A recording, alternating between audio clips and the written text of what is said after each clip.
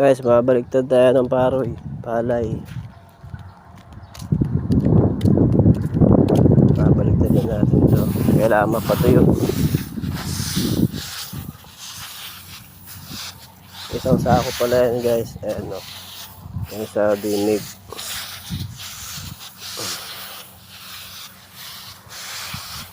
Mabaliktad tayo sa kalagitnaan ng araw.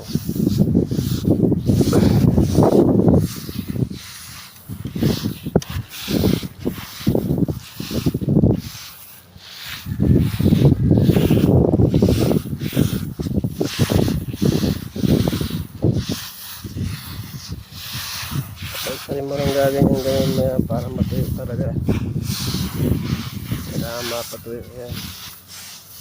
Kasi pag di mo yan pinatuyo at hindi mo yan binilad, pagkatapos ng ani, mangingitim ang palay, masisira, sayang naman.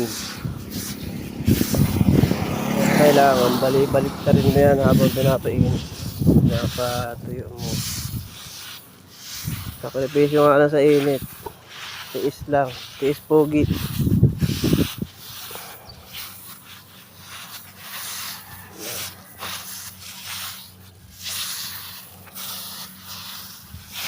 Bago kami makain, kailangan paghirapan mo muna. Binigay nga pala ito ng tiyuhin namin.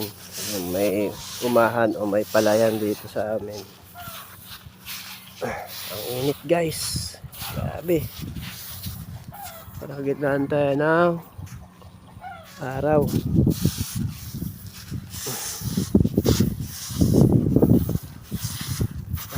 Eto, di naman yung kasama kasi sa may-ari na yan.